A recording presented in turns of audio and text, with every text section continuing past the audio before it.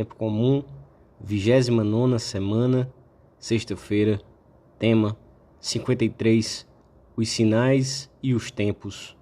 Pontos a meditar: 1. Reconhecer Jesus Cristo, que passa perto da nossa vida. 2. A fé e a pureza da alma. 3. Encontrar Jesus e dá-lo a conhecer.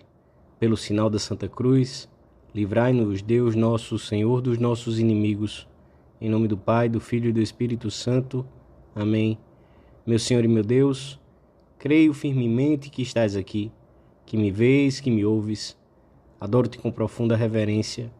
Peço-te perdão dos meus pecados e graça para fazer com fruto este tempo de oração.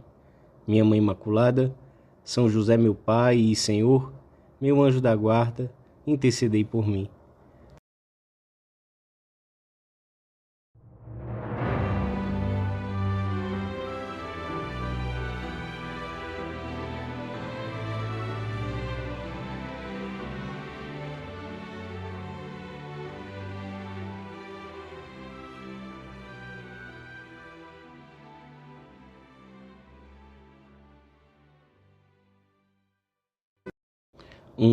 Os homens sempre se interessaram pelo tempo e pelo clima, particularmente os lavradores e os homens do mar, por forças das suas tarefas, sempre têm averiguado o estado do céu, a direção do vento, a forma das nuvens, na tentativa de fazerem um prognóstico.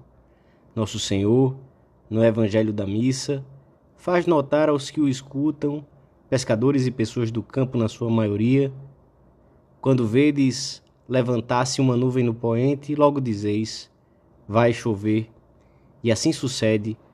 E quando sentis soprar o vento do sul, dizeis, fará calor, e assim sucede. Jesus censura-os, pois sabem prever a chuva e o bom tempo pelos sinais que aparecem no horizonte, e, no entanto, não sabem discernir os sinais, muito mais abundantes e mais claros, que Deus envia para que averiguem e saibam que o Messias já chegou. Como, pois, não sabeis reconhecer o tempo presente?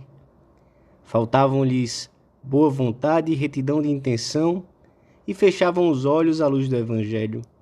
Os sinais da chegada do reino de Deus eram suficientemente claros na palavra de Deus, que lhes chegava tão diretamente nos abundantes milagres realizados pelo Senhor e na própria pessoa de Cristo que tinham diante dos olhos. Apesar de tantos sinais, muitos deles já anunciados pelos profetas, não souberam discernir a situação presente. Deus estava no meio deles e muitos não se aperceberam disso.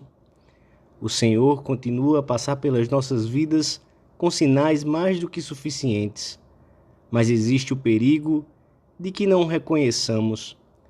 Faz-se presente na doença ou na tribulação que nos purificam se sabemos aceitá-las e amá-las. Está, de modo oculto mais real, naqueles que trabalham na mesma tarefa que nós e que precisam de ajuda, ou naqueles que participam do calor do nosso próprio lar, naqueles que encontramos diariamente por motivos tão diversos. Está por trás dessa boa notícia que espera que saibamos agradecer para nos conceder outras novas. São muitas as ocasiões em que sai ao nosso encontro. Que pena se não soubermos reconhecê-lo por estarmos excessivamente preocupados, distraídos, ou por faltar-nos piedade, presença de Deus. A nossa vida não seria muito diferente se fôssemos mais conscientes dessa presença divina. Não é verdade que desapareceria muita rotina, tristeza, penas, mau humor? Se vivêssemos mais confiantes na providência divina, certos, com fé enérgica, desta proteção diária, que nunca nos falta, quantas preocupações ou inquietações não pouparíamos? Desapareceriam tantos desassossegos que, na frase de Jesus, são próprios dos pagãos, dos homens mundanos, das pessoas desprovidas de sentido sobrenatural, dos que vivem como se o Mestre não tivesse ficado conosco. 2. A fé torna-se tanto mais penetrante, quanto melhores forem as disposições da vontade. Se alguém quiser fazer a vontade de meu Pai, saberá se a minha doutrina vem de Deus ou se falo de mim mesmo, dirá o Senhor aos judeus. Quando não se está disposto a cortar com uma má situação, quando não se procura com retidão de intenção somente a glória de Deus, a consciência pode obscurecer-se e ficar sem luz para entender mesmo o que parece evidente. O homem, levado pelos seus preconceitos ou instigado por suas paixões e má vontade, não só pode negar a evidência dos sinais externos, mas até resistir e rejeitar também as superiores inspirações que Deus infunde na alma. Se falta boa vontade, se a vontade não se orienta para Deus, a inteligência encontra muitas dificuldades no caminho da fé, da obediência ou da entrega ao Senhor. Quantas vezes não teremos percebido no nosso apostolado que as dificuldades e dúvidas contra a fé desapareceriam quando os nossos amigos se decidiam finalmente a fazer uma boa confissão? Deus deixa-se ver pelos que são capazes de vê-lo, por terem os olhos da mente abertos. Porque todos têm olhos, mas alguns os têm mergulhados nas trevas e não podem ver a luz do sol. E essa escuridão não deve ser atribuída à falta de luz solar, que não deixa de brilhar, por mais que os cegos não a vejam, mas à cegueira. Para percebermos a claridade penetrante da fé, necessitamos das disposições humildes da alma cristã. Não pretender reduzir a grandeza de Deus aos nossos pobres conceitos, às nossas explicações humanas, mas compreender que esse mistério, na sua obscuridade, é uma luz que guia a vida dos homens. Assim, com esse acatamento, saberemos compreender e amar, e o mistério será para nós um esplêndido ensinamento, mais convincente que qualquer raciocínio humano. São tão importantes as disposições morais, a limpeza de coração, a humildade, a retidão de intenção, que às vezes se pode dizer que a perplexidade ante o que é ou não a vontade de Deus, o desconhecimento da nossa vocação, as dúvidas de fé e mesmo a perda desta virtude teologal, tem por origem a rejeição das exigências da moral ou da vontade divina. Santo Agostinho conta a sua experiência quando ainda estava longe do Senhor. Estava totalmente vazio de tudo que fosse espiritual e sentia-me sem apetite algum pelos alimentos incorruptíveis. Não por estar saciado, evidentemente, mas porque, quanto mais vazio, menos desejava o amor verdadeiro. Purifiquemos o nosso olhar, mesmo desses ciscos, às vezes muito pequenos, que prejudicam a visão. Retifiquemos muitas vezes a intenção, para Deus toda a glória, a fim de podermos ver Jesus, que nos visita com tanta frequência. 3. O Evangelho da missa de hoje termina com estas palavras de Jesus: Quando, pois, fores com o teu adversário ao príncipe, faze o possível por livrar-te dele no caminho, para que não suceda que te leve ao juiz, e o juiz te entregue ao meirinho, e o meirinho te ponha na cadeia. Todos nós vamos pelo caminho da vida em direção ao juízo. Aproveitemos o tempo presente para esquecer os agravos, os rancores, por pequenos que sejam, enquanto nos resta uma parte do trajeto por percorrer. Descobramos os sinais que nos indicam a presença de Deus na nossa vida.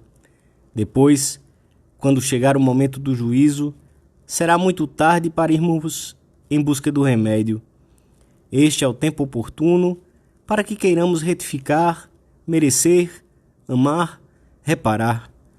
O Senhor convida-nos no dia de hoje a descobrir o sentido profundo do tempo, pois é possível que ainda tenhamos pequenas dívidas pendentes, dívidas de gratidão, de perdão, até de justiça. Ao mesmo tempo, temos de ajudar os outros, que nos acompanham no caminho da vida, a interpretar esses sinais que revelam a passagem do Senhor pelas suas famílias, pelos seus lugares de trabalho. É possível que alguns, talvez os mais afastados, não sigam o Mestre por sofrerem de miopia, como muitos daqueles que rodeavam o Senhor na Palestina. O que muitos combatem não é o verdadeiro Deus, mas a falsa ideia que fizeram de Deus. Um Deus que protege os ricos, que só sabe pedir e encostar à parede, que sente inveja do nosso progresso, que espia continuamente do alto os nossos pecados para ter o prazer de castigá-los. Deus não é assim. É justo e bom ao mesmo tempo. É pai também dos filhos pródigos, que deseja ver não mesquinhos e miseráveis, mas grandes, livres, criadores do seu próprio destino.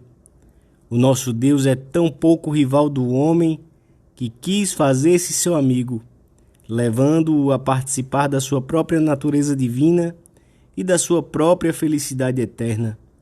Também não é verdade que nos peça demasiado, pelo contrário, contenta-se com pouco, porque sabe perfeitamente que não temos grandes coisas. Este Deus dá-se-á a conhecer e amar cada vez mais, e sem excetuar ninguém, mesmo os que hoje o rejeitam, não por serem maus, mas por olharem-no de um ponto de vista errado, continuam a não crer nele. Ele responde-lhes: sou eu que creio em vós. Deus, como bom pai, não perde a esperança nos seus filhos. Não a percamos nós. Mostremos aos outros os sinais e referências que ele deixa à sua passagem.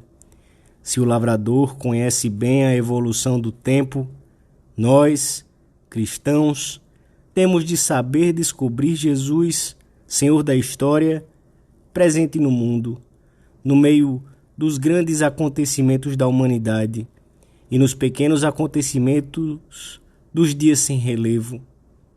Então, saberemos dá-lo a conhecer aos outros.